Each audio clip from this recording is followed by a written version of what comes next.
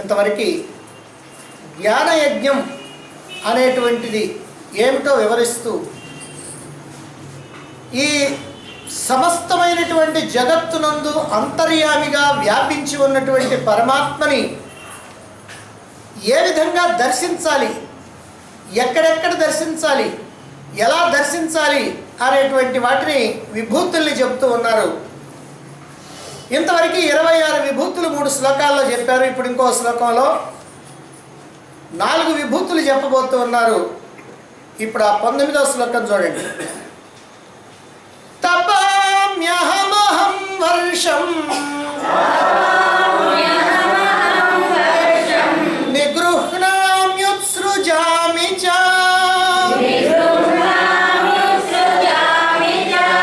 అమృతం చైవ మృత్యుశ్చ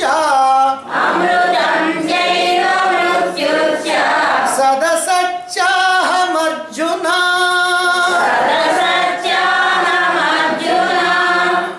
అర్జున, తపామి అహం, నేను తప్పింపజేస్తున్నాను, నేను ఎండగాయిస్తున్నాను. అంటే ఎండ కాయించేది కూడా అహం, నేనే. అహం వర్షం నిగృహణామి, నేను వర్షాన్ని కురవకుండా ఆపుతున్నాను. ఉత్సృజామిచ, మళ్ళీ కురిపిస్తూ ఉన్నటువంటి వాడిని నేనే. వర్షాన్ని కురవకుండా ఆపేవాడిని నేనే, వర్షాన్ని కురిపించేవాడిని నేనే. అమృతం చేయవ మృత్యుశ్చ, నేను అమృతాన్ని మృత్యువుని రెండు కూడా నేనే. సదసత్యాహం, సత్తు అసత్తు చ అహం, నేను సత్తుని అసత్తుని రెండు కూడా నేనే.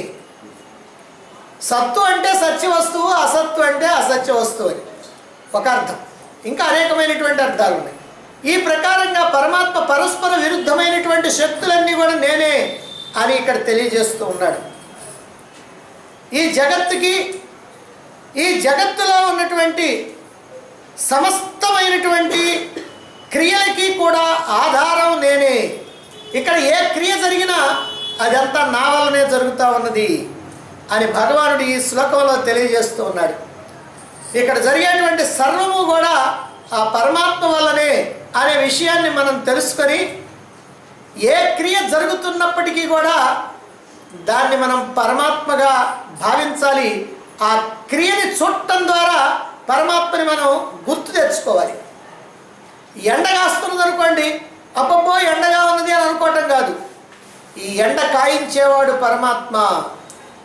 వర్షం కురుస్తున్నది అనుకోండి, ఈ వర్షాన్ని చూస్తూ ఈ వర్షాన్ని కురిపిస్తున్నటువంటి వాడు పరమాత్మ. మరి వర్షాకాలం కాకుండా ఇతర కాలాల్లో వర్షం కురవకుండా ఆగుద్ది, అదిగో దీనికి కూడా పరమాత్మే కారణం. ఇలా ఈ జగత్తులో జరిగేటువంటి వేరువేరు క్రియలు ఏవైతే ఉన్నాయో వాటన్నింటినీ చూస్తున్నప్పుడు కూడా మనం పరమాత్మని ఎట్లా గుర్తుకు తెచ్చుకోవాలి అనే విషయాన్ని మనకి ఇక్కడ తెలియజేస్తూ ఉన్నారు. అహం తపామి అంటే నేనే ఎండగాయిస్తున్నాను అన్నాడు. సాధారణంగా మనకి తెలిసిందేమిటి, సూర్యుడు బాగా చెండ ప్రచండంగా కనుక ఉంటే ఎండ బాగా ఉన్నట్టు అర్థం. అంత కాకుండా మబ్బులు మా మధ్యన కనుక ఆయన తచ్చెట్లాడుతూ ఉంటే మనకు అంత ఎండే అనిపిస్తుంది. కానీ ఇక్కడ పరమాత్మ ఏమంటున్నాడంటే నేనే ఎండ గాయించేది అంటున్నాడు. అంటే ఎవరి చేత గాయిస్తున్నాడు? సూర్యుడి చేత. అంటే సూర్యుడిని కాయవయ్యా ఎండ అని ఈయనే ఆదేశిస్తున్నాడట. అవునా? ఇప్పుడు సాధారణంగా మనకి తెలిసినటువంటిది ఏమిటంటే ఇక్కడ లైట్ వెలుగుతూ ఉంది. ఈ లైట్ ఎందుకు వెలుగుతూ ఉంది? కరెంటు ఉండటం వల్ల. ఫ్యాన్ తిరుగుతూ ఉంది. ఎందుకు తిరుగుతూ ఉంది? కరెంటు ఉండటం వల్ల. ఫ్రిడ్జ్ పనిచేస్తా వస్తువుల్ని చల్లబరుస్తూ ఉంది. ఎందుకని? కరెంటు ఉండటం వల్ల. టీవీ మనం ఆన్ చేస్తే అనేకమైనటువంటి బొమ్మలు మాటలు వినపడతా ఉంటాయి. దేనివల్ల? కరెంటు ఉండటం వల్ల. అంటే కరెంటు వల్లనే ఈ పనులన్నీ కూడా జరుగుతూ ఉన్నాయి. అలాగనే ఇక్కడ పరమాత్మ ఏం చెప్తున్నాడంటే నా వల్లనే ఎండగాస్తున్నది, నేనే ఎండగాయిస్తున్నాను అన్నాడు. అంటే పరమాత్మ వచ్చి ఈయనకేం చెప్పడు. కానీ ఆ ఎండ కాస్తున్నది అని అంటే అది సూర్యుడి వల్లని మనకు తెలుసు. ఆ సూర్యుడికి ఆ శక్తిని ఇచ్చినటువంటి వాడు పరమాత్మ. పరమాత్మే కనుక ఆ శక్తిని ఇవ్వకపోయినట్లయితే సూర్యుడికి ఎండ గాయించేటువంటి శక్తి ఉండేది కాదు. ఇప్పుడు చూడండి, మనం మాట్లాడుతున్నామనంటే వెనక పరమాత్మ చైతన్యం ఉండబట్టి మాట్లాడుతున్నాం. చైతన్యం లేకపోతే అక్కడ బండేసేవాళ్ళు. కాబట్టి మనం మాట్లాడుతున్నామంటే ఆ పరమాత్మ చైతన్యం వల్ల, చూస్తున్నామంటే కంటి వల్ల కాదు, పరమాత్మ చైతన్యం ఉండటం వల్ల. పరమాత్మ చైతన్యం ఉండటం వల్ల ఈ కన్ను పనిచేస్తూ ఉంది, పరమాత్మ చైతన్యం ఉండటం వల్ల ఈ వాక్కు పనిచేస్తూ ఉంది, పరమాత్మ చైతన్యం ఉండటం వల్ల చేతులు పనిచేస్తూ ఉన్నాయి, పరమాత్మ చైతన్యం ఉండటం వల్ల కాళ్ళు పనిచేస్తూ ఉన్నాయి, పరమాత్మ చైతన్యం ఉండటం వల్ల సూర్యుడు పనిచేస్తూ ఉన్నాడు. అంటే సూర్యుడిలో ఉన్నటువంటి వేడి అంతా కూడా ఎక్కడి నుంచి వచ్చిందంటే పరమాత్మ నుంచి వచ్చింది. చంద్రుడిలో ఉన్నటువంటి చల్లదనం ఎక్కడి నుంచి వచ్చిందంటే పరమాత్మ నుంచి వచ్చింది. అంటే అన్నీ కూడా పరమాత్మ నుంచే వచ్చినాయి అనేటువంటి విషయాన్ని మనం తెలుసుకొని సర్వత్రా పరమాత్మ దర్శనం చేసేటువంటి విధానం ఏమిటో మనకి ఈ శ్లోకాల ద్వారా తెలియజేస్తూ ఉన్నారు. తెలిపినప్పటికీ మనం కనుక అలా చేయకపోయినట్టయితే విని కూడా ప్రయోజనం లేదు. అందువల్ల మనం ఇక్కడ ఏం చూసినప్పటికీ కూడా, ఏ క్రియలు జరుగుతున్నప్పటికీ కూడా వాటన్నింటినీ కూడా ఆ పరమాత్మకి అక్కడ దాకా మనం తీసుకెళ్ళాలి. అందువల్ల ఇప్పుడు ఈ దేహంలో ఉన్నటువంటి సమస్తమైనటువంటి అవయవాలు, ఇంద్రియాలు అన్నీ కూడా పనిచేస్తున్నాయి అంటే పరమాత్మ చైతన్యం ఉండబట్టి. అలాగనే సూర్యుడు పనిచేస్తున్నాయంటే పరమాత్మ చైతన్యం ఉండబట్టి. ఇక్కడ మనకి లైట్ కానీ ఫ్యాన్ కానీ పనిచేస్తున్నాయి అంటే కరెంటు ఉండబట్టి. అలాగే ఇక్కడ కరెంట్ ఎట్టయితే ఉండబట్టి పనిచేస్తున్నాయో ఈ సమస్తమైనటువంటి జగత్తులో పరమాత్మ ఉండబట్టే ఇవన్నీ కూడా పనిచేస్తూ ఉన్నాయి. సూర్యుడు తన యొక్క కిరణాలతో ఈ జగత్తుని తప్పింపజేస్తూ ఉన్నాడు. జీవులకు కావాల్సినటువంటి వేడిని, వెలుగుని ప్రసాదిస్తూ ఉన్నాడు. అంటే దీనికి అంతటి కారణం ఏమిటంటే ఆ సూర్యుడిలో ఉన్నటువంటి పరమాత్మ చైతన్యమే. కాబట్టి పరమాత్మ చెప్తున్నాడు, సూర్యుడిని ఇట్లా వెలిగించేటువంటి వాడిని కూడా నేనే అని. అంటే సూర్యుడి వెలుగు సూర్యుడిది కాదు, అదిగో నా దగ్గర నుంచి వచ్చినటువంటిది. అలాగనే మరొకటి ఏమిటంటే వర్షం నిగృహణామి ఉత్సృజామి. వర్షాన్ని ఆపేవాడిని నేనే, వర్షాన్ని కురిపించేటువంటి వాడిని నేనే అన్నాడు. ఎందుకనండి ఇక్కడ రెండు చెప్పటం? వర్షాన్ని కురిపించేవాడిని నేను అని అంటే మనకు బాగానే గుర్తుంటుంది. వర్షాన్ని ఆపేవాడిని నేనే అంటే కాస్త బుద్ధితో మనం ఆలోచించాలి.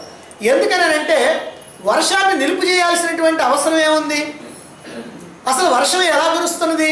సూర్యకిరణాల యొక్క వేడికి సముద్ర జలాలు బాగా వేడెక్కి ఆవిరై, వేడెక్కితే నీరేమవుద్ది? ఆవిరవుద్ది. ఆవిరైతే ఏమవుద్ది? తేలికవుద్ది. తేలికైతే ఏమవుద్ది? పైకి పోద్ది. కాబట్టి సముద్ర జలాలు బాగా సూర్యకిరణాల వల్ల, వేసవి కాలంలో సూర్యకిరణాల వల్ల బాగా వేడెక్కి, ఆ వేడెక్కినటువంటి నీరు ఆవిరై, ఆ ఆవిరి కాస్త తేలికై, తేలికైనటువంటిది కాస్త పైకి పోయి అక్కడ మేఘాలుగా ఏర్పడుతుంది. మరి మేఘాలుగా ఏర్పడినటువంటిది, ఆ మేఘాలు ప్రయాణం చేస్తూ ఎక్కడైనా కొండలు పర్వతాలు అడ్డుపడితేనో లేకపోతే చల్లదనం కనుక దానిలో ప్రవేశిస్తేనో అప్పుడు అక్కడ వర్షం కురుస్తుంటుంది. అయితే మనకి నిజంగా ఎప్పుడు ఈ సూర్యకిరణాలు బాగా వేడిగా ఉండి ఈ సముద్ర జలాలను వేడెక్కించేది వేసవి కాలం. మరి వేసవి కాలంలో వర్షాలు కురుస్తున్నాయా? కురవటలు. మళ్ళీ వర్షాకాలంలో కురుస్తున్నాయి. మరి వేసవి కాలంలో ఏర్పడినటువంటి మేఘాలు వర్షాకాలం దాకా ఎట్లా ఆగుతున్నాయి? ఆపేవాడిని నేనే అంటున్నాడు పరమాత్మ. ఇది ఇక్కడ విశేషం. అంటే వేసవి కాలంలో ఏర్పడినటువంటి మేఘాలు వేసవి కాలంలో వర్షించకుండా, ఒకవేళ ఎప్పుడన్నా వర్షిస్తే వర్షించవచ్చు, అది వేరే విషయం, చల్లదనం కనుక వస్తే. కానీ వేసవి కాలంలో ఆ మేఘాలను కాస్త పట్టి ఉంచి, ఆపి ఉంచి, మళ్ళీ వర్షాకాలం వచ్చిందాకా ఆగి అప్పుడు వర్షాకాలంలో ఆ మేఘాల ద్వారా వర్షం కురిపిస్తున్నాడు. ఎవరు? పరమాత్మ. అదే ఇక్కడ చెప్తున్నాడు, నిగృహణామి. వర్షం నిగృహణామి, వర్షాన్ని నేను ఆపుతున్నాను. అంటే ఈ మేఘాలన్నింటినీ కూడా నేనే ఆపుతున్నాను అని అంటున్నాడు భగవానుడు. మరైతే ఈ వేసవిలో ఏర్పడినటువంటి మేఘాలన్నింటినీ ఆపుతున్నటువంటి వాడు ఆయనే కదా. అలాగనే పూర్తిగా ఆపుతున్నాడా? ఆహా. మళ్ళీ తిరిగి మరొక కాలంలో, ఆ వర్షాకాలంలో అదిగో మళ్ళీ ఆ మేఘాల ద్వారా వర్షాన్ని కురిపిస్తున్నటువంటి వాడు కూడా ఆయనే. అందువల్ల వర్షాన్ని ఆపేవాడిని నేనే, కురిపించేవాడిని నేనే అని ఇక్కడ పరమాత్మ తెలియజేస్తున్నాడు. ఇక్కడ మరో విశేషం కూడా ఉంది. ఇది మానవ మాత్రులు ఎవరూ చేయటానికి వీల్లేదు. మానవ మాత్రులు కాదు, అసలు పెద్ద పెద్ద సైంటిస్టులు కూడా చేయలేనటువంటి విషయం ఏమిటంటే సముద్రంలో ఉన్నటువంటి నీరు కదా వేడెక్కుతుంది, ఆవిరవుతుంది, మేఘాలుగా ఏర్పడుతుంది. మరి ఆ మేఘాలే కదా వర్షిస్తున్నది. సముద్రంలో నీరంతా కూడా ఉప్పు నీరు. మనం నోట్లో కనుక పోసుకుంటే ఉప్పగా ఉంటుంది. ఎంత ఉప్పుగా ఉంటుందంటే ఇన్ని నీళ్ళల్లో ఇంత ఉప్పు కలిపినట్టుగా ఉంటుంది. అంత ఉప్పగా ఉన్నటువంటి నీళ్లు వేడెక్కి ఆవిరై మేఘాలై ప్రయాణం చేసి ఎక్కడొక్కడ వర్షం కురిస్తే తీయటి నీరు వస్తుంది. ఎవరు మారుస్తున్నారు? ఈ ఉప్పుని కాస్త స్వీట్గా తీయగా ఎవరు మారుస్తున్నారు? ఎవరైనా మార్చగలుగుతారా? ఎవరి వల్ల నవ్వుతుందా? ఎక్కడ ఎవరి వల్ల కాదు. అందుకే ఇక్కడ భగవానుడు నేనే ఈ వర్షాన్ని కురిపించేవాడిని, ఈ వర్షాన్ని ఆపేటువంటి వాడిని అనేటువంటి తెలియజేస్తున్నాడు. అంటే ఇదంతా కూడా పరమాత్మ యొక్క మహిమ, ఎవరు కూడా చేయలేనటువంటి పని. ఇది ప్రకృతిలో ఉన్నటువంటి అనేకమైనటువంటి చిత్రాల్లో ఇది కూడా ఒక చిత్రం. ఇక అమృతం మృత్యుశ్చయేవా అని, నేను అమృతాన్ని మృత్యువుని అని అంటున్నాడు. అమృతం అని అంటే మృతం లేనిది అని అర్థం. మృతం అంటే మార్పు, మార్పు లేకుండా ఉన్నది, మరణం లేకుండా ఉన్నది. మరణం కూడా ఒక మార్పే. ఎందుకంటే బాల్యం పోయి యవనం వస్తుంది, బాల్యం పోయి యవనం వచ్చిందంటే బాల్యం చచ్చిపోయింది, యవనం ఉంది. యవనం చచ్చిపోద్ది, వార్ధక్యం ముసలితనం వస్తుంది. ముసలితనం చచ్చిపోద్ది, మృత్యు వస్తుంది అంటే మరణం. మరణం చచ్చిపోద్ది, మళ్ళీ జన్మ వస్తుంది. అంటే ఏమిటనమాట? బాల్యం కానీ, యవ్వనం కానీ, వార్ధక్యం కానీ, మరణం కానీ, మళ్ళీ జన్మ కానీ అన్నీ కూడా మార్పులు అనమాట. ఏమేమి మార్పులు జరుగుతున్నాయి అని మనకు తెలుసు. బాల్యంలో బాగా ముద్దుగా ఉంటారు పిల్లలు. మరి ఆ బాల్యం కనుక దాటిపోయిన తర్వాత యవ్వనం, యవ్వనంలో బాగా శరీరం కాస్త బెంకంగా ఉంటుంది, బాగా పటుత్వంగా ఉంటుంది. రక్తనాళాలన్నీ కూడా ఎక్కడికక్కడ బాగా పటుత్వంగా శరీరంలో ప్రవహిస్తూ ఉంటాయి. చర్మం అంతా కూడా బాగా గట్టిగా ఉంటుంది. మరి శరీరంలో విపరీతమైనటువంటి శక్తి ఉంటుంది. మరి ముఖంలో అద్భుతమైనటువంటి కళ ఉంటుంది. ఇవన్నీ కూడా యవ్వనం. మళ్ళీ యవ్వనం పోయి వార్ధక్యం వచ్చినప్పటికో మొహం కాస్త ఏలాడబడిపోతూ ఉంటుంది, ఈ శరీరం కాస్త ముడతలు ముడతలు పడుతూ ఉంటుంది, పళ్ళు ఊడిపోతూ ఉంటాయి, నెత్తి మీద జుట్టు కాస్త నరిసిపోతూ ఉంటుంది. ఇట్లా రకరకాలైనటువంటి మార్పులు వచ్చేస్తూ ఉంటాయి. ఈ ఒక మార్పు. ఆ తర్వాత ఏమవుతుంది? మరణం. ఇది ఒక పెద్ద మార్పు. ఇదేం మార్పు అండి? ఇప్పటిదాకా పనిచేసినటువంటి ఆ శరీరం పనిచేయదు, ఆ శరీరంలో ఉన్నటువంటి అవయవాలు పనిచేయవు. ఇది ఒక మార్పు. ఆ తర్వాత ఏమవుతుంది? ఇందులో ఉన్నటువంటి జీవుడు కాస్త పోయి మళ్ళీ ఇంకో దేహాన్ని తగిలించుకొని మళ్ళీ లోకంలోకి వస్తాడు. ఈ ప్రకారంగా అన్ని మార్పులతో కూడుకుంది. ఈ మార్పులనే మృత్యువు అని అన్నారు, మృతం అన్నారు. ఈ మృతం, ఈ మార్పులు లేకుండా ఉండేది అమృతం. అమృతం అంటే మార్పులు లేకుండా ఉండేది. సాధారణంగా మనం ఏమనుకుంటామంటే దేవతలు అమృతం తాగుతారండి అని అంటారు. దేవతలు అమృతం తాగేది మనం అందరం ఎన్నోసార్లు అమృతం తాగి వచ్చిన వాళ్ళమే. ఎందుకంటే పుణ్యకార్యాలు పక్వానికి వచ్చినప్పుడు దేవలోకానికి పోతాం, అక్కడ దేవలోకంలో భోగాలు అనుభవిస్తాం. అయితే అక్కడ అమృతం పోస్తారంట. పోగానే నోరు పగలు తీసి అమృతం పోస్తాం. ఏమిటో అమృతం బయటం అని అంటే, అమృతం బయటం అంటే అర్థం ఏంటంటే అక్కడ ఏ మార్పులు లేకుండా ఉంటామని అర్థం. మార్పులు ఎందుకు లేవు? అసలు నీకు దేహం లేదు కాబట్టి. ఈ దేహం ఉంటే కదా ఈ మార్పులన్నీ. ఈ బాల్యం, యవ్వనం, వార్ధక్యం, ఒకళ్ళని చూడగానే యవ్వనంలో ఉన్నాడా, బాల్యంలో ఉన్నాడా, వృద్ధాప్యంలో ఉన్నాడా మనం చెప్పేస్తాం కదా. ఎట్లా చెప్తున్నాం? ఆ శరీరం యొక్క స్థితిని బట్టి చెప్తున్నాం. కానీ అక్కడ శరీరం ఏముండదే? దేవలోకంలో సూక్ష్మ శరీరం కదా ఉండేది, కంటికి కనిపించేది కాదు కదా. అక్కడ మరి బాల్యం ఉందా, యవ్వనం ఉందా, వార్ధక్యం ఉందా? ఏముంది? ఏమీ లేదు. హాయిగా సుఖాలు భోగాలు అనుభవించడం మాత్రమే ఉంది. కాబట్టి ఏ మార్పులు లేకుండా ఉన్నటువంటి దాన్ని అమృతం అని అన్నారు. అంతేగాని అమృతం అని అంటే ఏదో అమృతం తాగే అమృతం అని కాదు. కాబట్టి అమృతం అని అంటే మార్పులు లేకుండా ఉండేటువంటి స్థితి, అది అమృతం.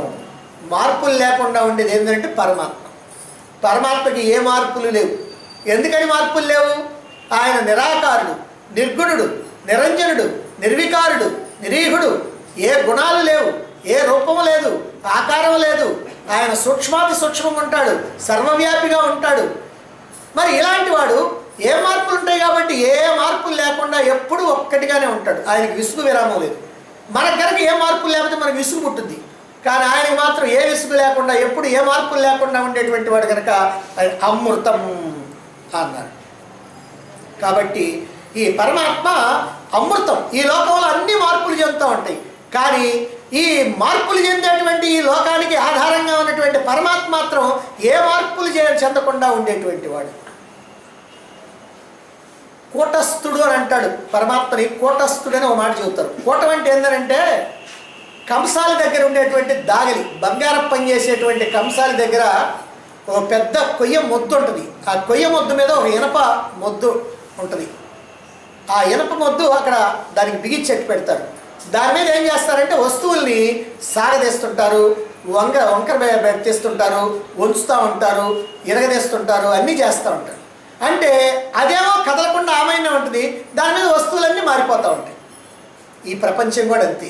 ఈ ప్రపంచంలో ఉన్నటువంటి సమస్తమైనటువంటి జీవులు అన్ని మార్పులు చెందుతూ ఉంటాయి. ఈ మార్పులు చెందడానికి ఆధారంగా ఉన్నటువంటి పరమాత్మ ఏ మార్పు చెందకుండా అదిగో ఆ కంసాల యొక్క దాగల్లాగా ఉంటాడు, కూటంలాగా ఉంటాడు. అందుకనే కూటస్థుడు పరమాత్మ అని చెప్తారు.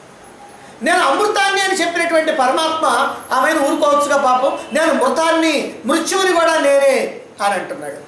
అంటే మృత్యువు ఆయనే, మృత్యుంజయుడు ఆయనే. ఇదే విచిత్రం.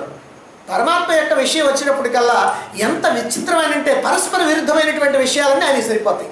నేను దూరంగా ఉన్నాను, దగ్గరగా ఉన్నాను అంటాడు.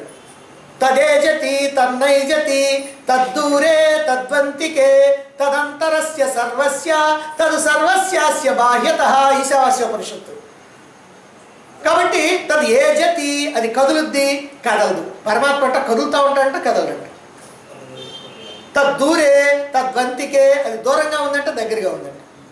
తదంతరస్య సర్వ అది లోపల మొత్తం ఉందంట, అది వెలుపల ఉందంట. మనమైతే ఉంటాం లోపల ఉంటే వెలుపల ఉంటాం, వెలుపల ఉంటే లోపల ఉంటాం. మనకి మాత్రం ఒకటే, ఏదో ఒకటే. కానీ పరమాత్మ మాత్రం అంతటా ఉండేటువంటి వాడు. ఇలా పరస్పర విరుద్ధమైనటువంటివన్నీ ఆయన. అందుకని ఇక్కడ కూడా చెప్తున్నాడు అమృతం మృత్యు రెండు కూడా నేనే అని అంటున్నాడు. మృత్యు నా విభూతి అని 10వ అధ్యాయంలో చెప్పబోతున్నాడు భగవానుడు. 10వ అధ్యాయం అంతా విభూతి యోగం. అక్కడ చెప్తాడు మృత్యువుని కూడా నేనేనని చెప్తాడు. అయితే అసలు మృత్యు అని అంటే ఏమిటి? మృత్యు అంటే ఏమిటంటే పనికిరానటువంటి ఈ పాత వాటిని వదిలించేసి, పనికిరానటువంటి పాత వాటిని వదిలించేసి ప్రపంచాన్ని ఎప్పటికప్పుడు నూతనంగా కళకళలాడించడమే అది మృత్యు. మృత్యు అంటే అదనమాట. పనికిరానటువంటి పాత్ర మొత్తాన్ని తీసేసి ఎప్పుడు కొత్తదనంతో ప్రపంచాన్ని కళకళలాడిస్తూ ఉంటుంది మృత్యు. అసలు మృత్యువు కనుక లేకపోతే ఈ లోకం పరిస్థితి ఎట్లా ఉంటుందో ఒకసారి ఆలోచించండి. ఇప్పుడు మృత్యు సావు లేదనుకోండి, ఎవ్వరికి పుట్టిన వాళ్ళందరూ బ్రతుకుతారు. పుట్టబోయే వాళ్ళకి చోటు ఎక్కడ ఉంటుంది? పుట్టిన వాళ్ళందరూ బ్రతికితే సరే, పుట్టిన వాళ్ళందరూ బ్రతికారు అంటే నీ తండ్రి, తాత, ముత్తాత, ఆయన తండ్రి, ఆయన తండ్రి, ఆయన తండ్రి, ఆయన తండ్రి, ఆయన తండ్రి, ఆయన తండ్రి, ఓ 50 తరాలో 100 తరాలో బతుకున్నారు అనుకోండి. ఎంత ఇల్లు కావాలి మీకు? ఒక ఊరంతా కావాలి. సరే, వీళ్ళందరికీ జబ్బులు ఇగుబులు ఇవన్నీ కనుక వస్తే ఏం చేయాలి? హాస్పిటల్ కూడా మీకు, ఒక హాస్పిటల్ కూడా మీకే కావాలి. అంటే ఒక్కోళ్ళకి ఒక్కో హాస్పిటల్ కావాలన్నమాట. సరే సరే మానవుల సంగతి టాపండి. మరి పాములు, తేళ్ళు, జర్రులు ఇట్లాంటివి ఉన్నాయనుకోండి, పురుగులు, దోమలు, ఈగలు ఇట్లాంటివి ఉన్నాయి. వాటికి కూడా సావు లేదు కదా. వాటి పుట్టడంతో సస్తా ఉంటేనే మనకి ఇక్కడ బ్రతకడానికి వీలు లేకుండా ఉంది. అవి కనుక సావు లేకుండా అన్నీ బ్రతుకున్నాయి అనుకోండి, ఎలా ఉంటుంది? వృధా, అంత వృధా. ఇక వాటిట్లోనే మనం బ్రతకాలన్నమాట. అంటే మృత్యు అనేది కనుక లేకపోతే ఎంత అమంగళం అవుతుందో ఈ జగత్తు ఒక్కసారి ఊహించుకుంటే భయంకరంగా ఉంటుంది. కనుక మృత్యు అనేటువంటిది ఏం చేస్తున్నదంటే ఈ పాతని, ముసలిని ఇవన్నీ కూడా పంపించేసి నూతనత్వాన్ని చేరుస్తూ ఉంటుంది. అందుకని ఇది శుభకరమైనటువంటిది, మంగళకరమైనటువంటిది. ఈ మృత్యు అనేటువంటిది మంగళకరమైనటువంటిది. అందుకనే కొంతమంది ఏమంటారంటే ఎవరైనా కనుక చనిపోతే శివైక్యం చెందారండి అని అంటారు. అంటే శివైక్యం చెందారంటే శివ అంటే ఏమంటే మంగళస్వరూపం అనమాట. అంటే మంగళస్వరూపం మృత్యు అనేటువంటిది మంగళస్వరూపం అనేటువంటిది ఇక్కడ మనం గ్రహించాలి. ఈ ప్రకారంగా మనం మృత్యు అనేటువంటిది కూడా పరమాత్మ నేనే అని అంటున్నాడు. నిజంగా మృత్యువు కనుక లేకపోతే మనకు ఆహారం దొరుకుద్దా, నీరు దొరుకుద్దా, గాలి దొరుకుద్దా, స్థలం దొరుకుద్దా? ఏమైనా దొరుకుతాయి. ఇప్పుడే దొరక్క చచ్చిపోతూ ఉన్నారు జనం. ఇంకా పుట్టిన వాళ్ళందరూ కనుక ఆమెనే కనుక ఉంటే ఇంకా ఎక్కడ దొరుకుతాయి, ఏం దొరుకుతాయి? కాబట్టి మృత్యు అమంగళం కాదు, అది మంగళమే. అంతేకాకుండా భగవానుడు చెప్తున్నాడు ఆ మృత్యువు కూడా నేనే. ఎందుకంటే భగవానుడు మంగళస్వరూపుడు కాబట్టి మంగళస్వరూపుడు కనుక ఆ మృత్యువు కూడా నేనే అని అంటున్నాడు. ఇక 4వది సత్తు అసత్తు రెండు కూడా నేనే అంటున్నాడు. అయితే ఈ సత్తు అసత్తు అనేటువంటి దానికి అనేకమైనటువంటి అర్థాలు ఉన్నాయి సంస్కృతంలో. కార్యము కారణమని, వ్యక్తము అవ్యక్తమని, స్థూలము సూక్ష్మని, నశించేది నశించనిదని, ఇలా రకరకాలైనటువంటి అర్థాలు ఉన్నాయి. మరి జాగ్రత్తగా మనం కనుక చూస్తే పరమాత్మ ఈ అన్ని అర్థాలకు కూడా సరిపోయేటువంటి వాడే. ఎలాగా? పరమాత్మ జగత్ రూపంలో కార్యంగా ఉన్నాడు. జగత్ రూపంలో పరమాత్మ కార్యంగా ఉన్నాడు. మరి ఈ జగత్తుకి కారణంగా చైతన్య రూపంలో ఆయనే ఉన్నాడు. అంటే పరమాత్మే కార్యము, పరమాత్మే కారణం. జగత్ రూపంలో కార్యంగా ఉన్నాడు, చైతన్య రూపంలో కారణంగా ఉన్నాడు. అంటే ఆ చైతన్యం నుండే ఈ జగత్తు వచ్చింది. ఇక పరమాత్మ జీవుల రూపంలోనే వ్యక్తంగా ఉన్నాడు, అంటే కనిపిస్తూ ఉన్నాడు. పరమాత్మ ఇక్కడ కనిపిస్తూ ఉన్నాడు. ఎక్కడ కనిపిస్తున్నాడు? ఎక్కడ చూసినా అక్కడ కనిపిస్తున్నాడు. ఎట్లా? ఈ జీవుల రూపంలో. జీవుల రూపంలో పరమాత్మ వ్యక్తంగా ఉన్నాడు, చైతన్య రూపంలో అవ్యక్తంగా ఉన్నాడు. ఎవరికైనా కనపడతాడా? చైతన్యంగా కనపడు. ఇక పరమాత్మ జగత్ రూపంలో స్థూలంగా ఉన్నాడు, చైతన్య రూపంలో సూక్ష్మంగా ఉన్నాడు. సూక్ష్మంగా కాదు, సూక్ష్మాతి సూక్ష్మంగా ఉన్నాడు. ఏ ఇంద్రియానికి కూడా కనిపించకుండా ఉన్నాడు. ఇక పరమాత్మ దేహాల రూపంలో నశించేవాడుగా ఉన్నాడు, చైతన్య రూపంలో నశించకుండా ఉండేటువంటి వాడిగా ఉన్నాడు. అంటే అన్ని పరమాత్మే. నశించేవాడు, నశించనివాడు, స్థూలము సూక్ష్మము, అలాగనే కార్యము కారణము, అలాగే వ్యక్తం అవ్యక్తం, అన్నీ కూడా పరమాత్మే. ఇలా సర్వత్రా భగవంతుడి యొక్క మహిమని, ఆయన యొక్క వివిధమైనటువంటి రూపాలని దర్శిస్తూ ఆయనతో సన్నిహితంగా ఉండి ఆయనతో ఐక్యత చెందాలి. ఇది ఈ జ్ఞాన యజ్ఞాన్ని గురించి 4 శ్లోకాల్లో చెప్పటంలో ఉన్నటువంటి ఉద్దేశం. అంటే ఎల్లప్పుడూ కూడా పరమాత్మని మనం గుర్తుంచుకోవాలంటే అంతటా పరమాత్మని దర్శించాలి. పరమాత్మ ఎక్కడ కనపడతలేదు కదండి అని అంటాం. పరమాత్మగా కనపడ్డు. జీవుల రూపంలో కనపడుతున్నాడు, చెట్ల రూపంలో కనపడుతున్నాడు, జంతువుల రూపంలో కనపడుతున్నాడు, పురుగుల రూపంలో కనపడుతున్నాడు, సూర్యుడి రూపంలో కనపడుతున్నాడు, చంద్రుడి రూపంలో కనపడుతున్నాడు, భూమి రూపంలో కనపడుతున్నాడు, వర్షం రూపంలో కనపడుతున్నాడు. ఇలా ఇక్కడ మనం కనుక చెప్పుకుంటే అసలు అన్ని రూపాల్లో ఆయనే. అంటే ఈ రూపాలన్నిటినీ చూస్తూ ఆ రూపాలని పరమాత్మగా భావిస్తూ ఆ పరమాత్మతో సన్నిహితంగా ఉంటూ ఆ పరమాత్మతో ఐక్యతను సాధించి జీవితాన్ని సార్థకం చేసుకోవాలి. ఇది జ్ఞానయజ్ఞం ద్వారా పరమాత్మని పూజించేటువంటి ఆరాధించేటువంటి విధానం. దీంతో మనకి 30 విభూతులు చెప్పినట్టుగా అయిపోయింది. ఇంతకుముందు వరకు 26, దీంతో 4, మొత్తం 30. ఏకత్వోపాసన, పృథక్త్వోపాసన చెప్పి చివరికి ఈ బహుధా ఉపాసన అంటే అనేకమైనటువంటి రూపాల్లో ఉపాసించడం, అంటే విశ్వరూపోపాసన, ఈ విశ్వరూపోపాసనను కూడా చెప్పి ఈ ప్రకరణాన్ని ముగిస్తున్నాడు భగవానుడు ఈ అధ్యాయంలో. సర్వదేవ నమస్కారం కేశవం ప్రతిగచ్చతి. మనం మంత్రపుష్పంలో ఎప్పుడు చదువుకుంటాం? సర్వదేవ నమస్కారం కేశవం ప్రతిగచ్చతి అంటే ఏ దేవుడికి నమస్కారం చేసినా అది కేశవుడికే చేరుతుంది, అంటే పరమాత్మకే చేరుతుంది అనేటువంటి భావన. ఇది శాస్త్రవాక్యం. దీన్ని అర్థం చేసుకోలేనటువంటి వాళ్ళు, దేవతలంతా కూడా పరమాత్మ యొక్క ప్రతీకలే, పరమాత్మ యొక్క స్వరూపాలే అనేటువంటి విషయాన్ని అర్థం చేసుకోలేనటువంటి సామాన్యులైనటువంటి వాళ్ళు ఏం చేస్తుంటారు? పరమాత్మ వేరు, ఈ దేవతలు వేరు అనేటువంటి భేద దృష్టితో ఏదో ఫలితాన్ని ఆశించి ఆయా దేవతా రూపాలని పూజిస్తుంటారు, ఆరాధిస్తూ ఉంటారు. ఇలా అజ్ఞానంతో, తెలియకుండా, ఫలాసక్తితో, కోరికలతో కర్మలు చేసేటువంటి వారికి మరి ఏ రకమైనటువంటి ఫలితం కలుగుతుందో, వాళ్ళ యొక్క పరిస్థితి ఏమిటో రాబోయేటువంటి 2 శ్లోకాల్లో తెలియజేయబోతూ ఉన్నారు. అయితే ఇక్కడ పరమాత్మ వాళ్ళని నిందించినట్టుగా కనపడతా ఉంటుంది. వీళ్ళందరూ అజ్ఞానులు, మూఢులు అని తిడుతున్నట్టు కనపడుతుంది. ఈ తిట్టడం దేనికంటే పరమాత్మ కోపం కాదు, వీళ్ళ మీద బాధ. అయ్యో పాపం, చాలా శ్రమ పడుతున్నారే, అనవసరంగా ఫలితాన్ని పొందలేకపోతున్నారే, చేసే కష్టమేమో చేస్తూ ఉన్నారు, ఆ ఒక్క భావన మాత్రం ఉంచుకోలేక ఇదిగో నష్టాన్ని పొందుతున్నారు అనేటువంటి బాధతో పసిపిల్లలకు గనక ఏ రకంగా అయితే గద్దించి చెప్పి వాళ్ళని సరైనటువంటి మార్గంలో పెడతారో ఆ విధంగా ఇక్కడ పరమాత్మ కూడా మన మార్గంలో పెట్టడం కోసమే ఇలా చెబుతూ ఉన్నారు. శాస్త్రాల్లో చెప్పబడినటువంటి విషయాలను తెలుసుకున్నటువంటి వారు కూడా అంటే ఇప్పుడు చెప్పిందంతా తెలుసుకున్నారు కదా. పరమాత్మని పరమాత్మగా భావించాలి కానీ దేవతలను కూడా పరమాత్మగా భావించాలి కానీ పరమాత్మను కూడా దేవతగా భావించేటువంటి బుద్ధి నీకు వద్దయ్యా.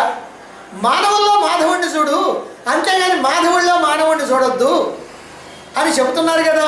ఇలా చెబుతున్నప్పటికి కూడా అర్థం చేసుకున్నా అర్థం చేసుకోకపోయినా వాళ్ళు మాత్రం వాళ్ళ యొక్క భావాల్లోనే ఉంటూ వేదాల్లో చెప్పినటువంటి కర్మకాండ ఏదైతే ఉందో, దాంట్లో ఉన్నటువంటి యజ్ఞ విధులు ఏవైతే ఉన్నాయో, పూజాధికాలు ఏవైతే ఉన్నాయో వాటన్నింటినీ కూడా నిర్వర్తిస్తూ ఏవేవో కోరికలతో నాకు అది కావాలి ఇది కావాలి అనేటువంటి భావనతో అది రావటం కోసం అని చెప్పి ఎంత ఖర్చైనా పెడుతూ ఈ ఖర్చుని కూడా చాలా గొప్పతనంగా భావిస్తూ ఇంకా 10 మందిలో గొప్ప ప్రచారానికి కూడా ప్రయత్నం చేస్తూ ఇలా చేసేటువంటి అజ్ఞానులు ఎవరైతే ఉన్నారో, అంటే దేవతారాధనని దైవారాధనని భగవంతుడిని ఆరాధించడాన్ని ఇలా అపహాస్యం చేసుకుంటూ ఫలితం లేకుండా ఎవరైతే చేస్తున్నారో అటువంటి వాళ్ళని నిందిస్తూ భగవానుడు ఇక్కడ రాబోయేటువంటి 2 శ్లోకాల్లో తెలియజేయబోతున్నాడు. మొదటి శ్లోకం 20వ శ్లోకం ఏమిటో చూడండి. త్రైవిద్యామాం సోమపాపూత పాపా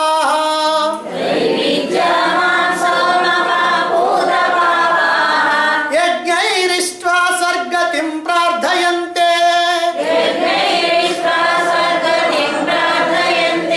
తే పుణ్యమాసాద్య సురేంద్రలోకం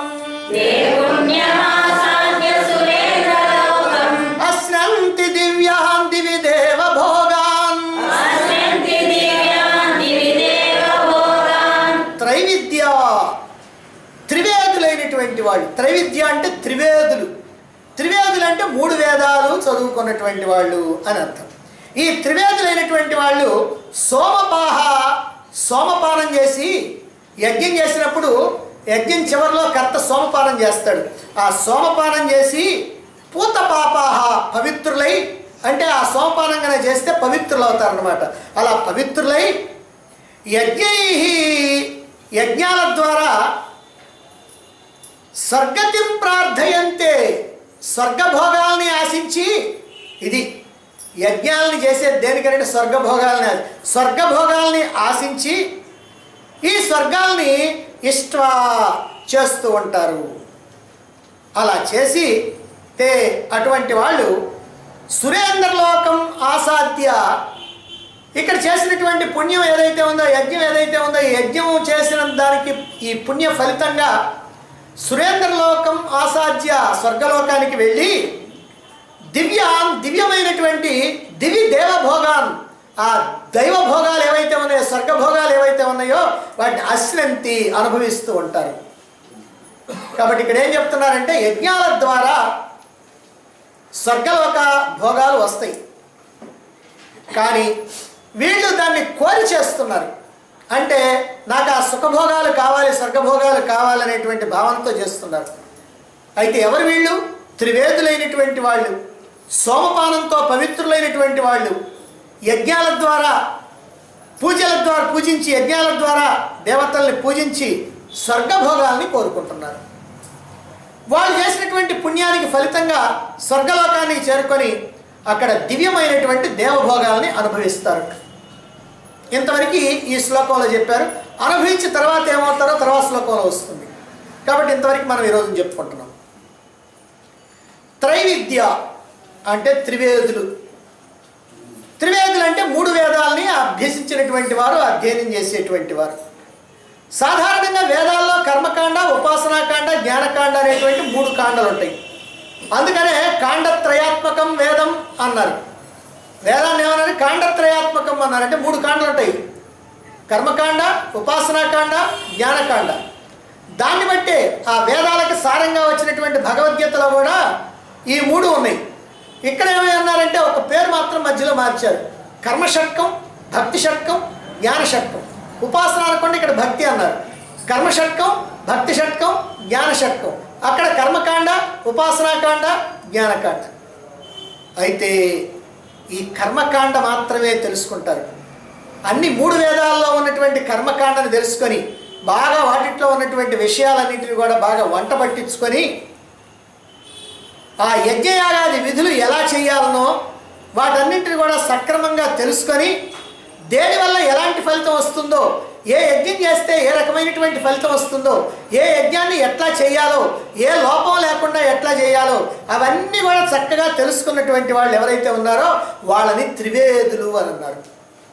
నిజంగా ఇది తెలుసుకోవాలంటే సామాన్యమైన విషయం కాదు. ఎందుకనంటే యజ్ఞాలలో వేదాల్లో ఉన్నటువంటి ఈ కర్మకాండ చాలా ఎక్కువ వ్యాస్ట్ సబ్జెక్ట్.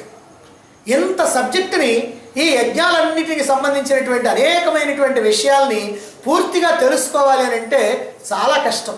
అంటే ఎంతో కష్టపడ్డటువంటి వాళ్ళే ఈ త్రివేదులు. వాళ్ళు ఎంతో నియమనిష్టలతోటి ఈ యజ్ఞ విధులు నిర్వర్తిస్తూ ఉంటారు. అదిగో అటువంటి త్రివేదులైనటువంటి వాళ్ళు సోమపాహ. సోమప అంటే సోమపానం చేసి అని. అంటే యజ్ఞం పూర్తయిపోయిన తర్వాత సోమపానం చేస్తారు. ఏమిటా సోమపానం? సోమరసం. ఆ సోమరసాన్ని తాగుతారు. ఏమిటా సోమరసం అంటే? సోమ అంటే చంద్రుడు కదండి, చంద్రరసం అని అంటే కాదు. సోమరసం అంటే సోమవల్లి అనేటువంటి ఒక తీగ ఉంది, భూమిలో మొలిచేటువంటిది. సోమవల్లి అనేటువంటి ఒక తీగ. ఆ తీగ యొక్క రసంతో తయారు చేస్తారు ఈ సోమరసాన్ని.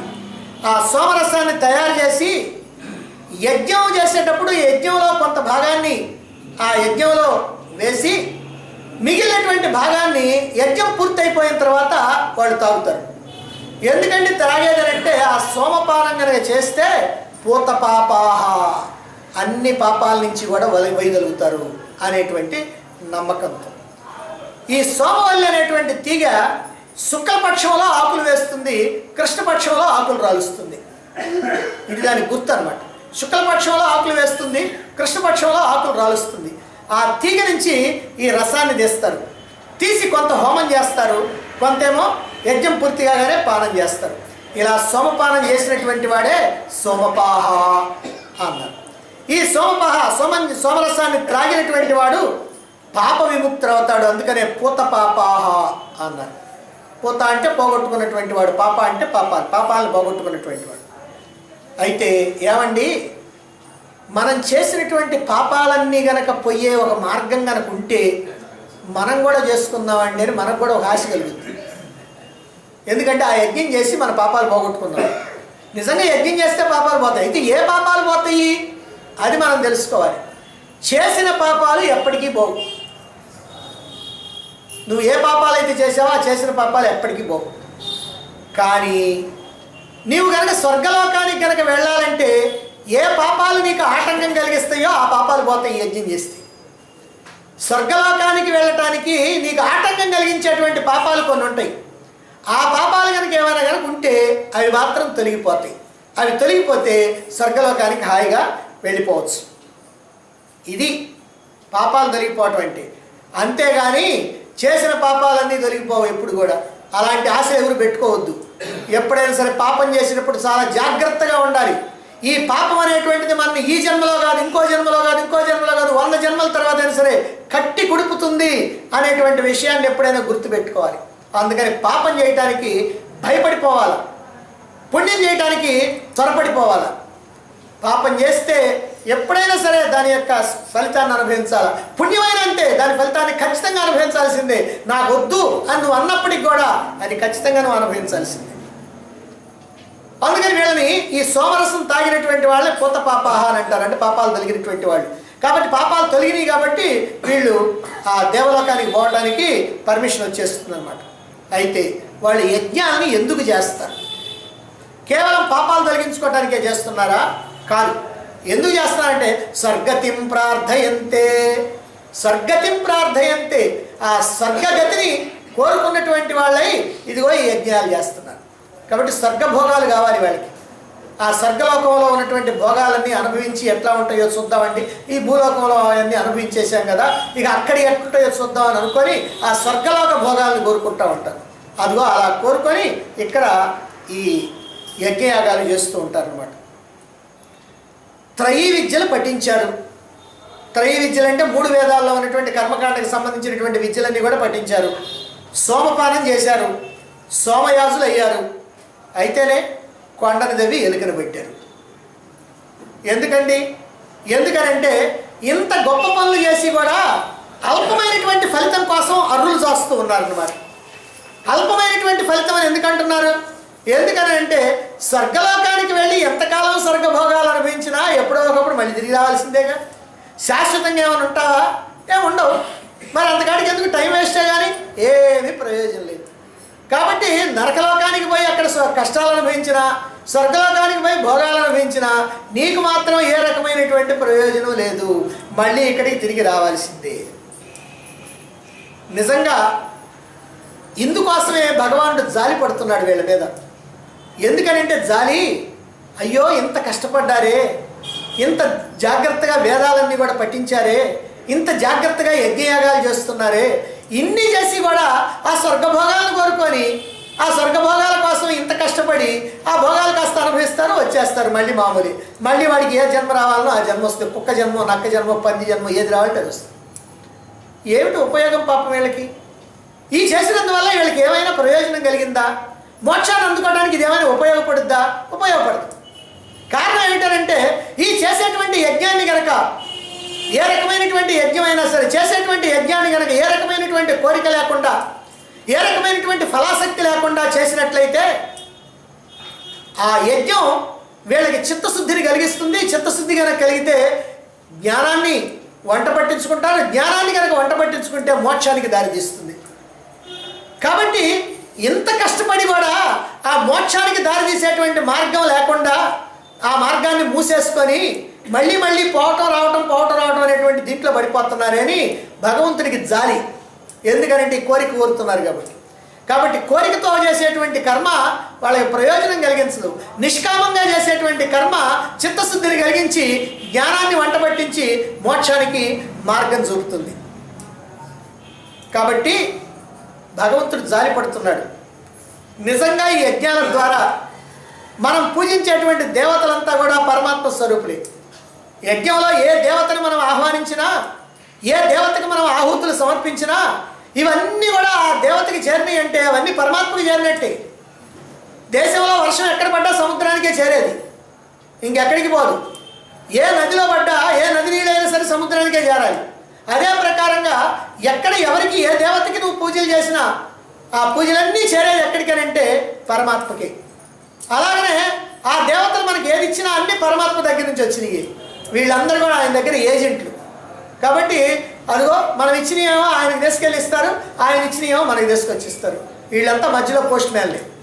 కాబట్టి ఈ దేవతలంతా కూడా ఆ పరమాత్మ యొక్క ఏజెంట్లు కనుక దేవతల్ని కనుక మనం పూజిస్తే అది పరమాత్మని పూజించినట్టే. కాకపోతే మనకు ఆ భావన ఉండాలి. మనమేమో ఆ భావన పెట్టుకోం. ఆ దేవతా భావన పెట్టుకుంటామే కానీ పరమాత్మ భావన మాత్రం పెట్టుకో.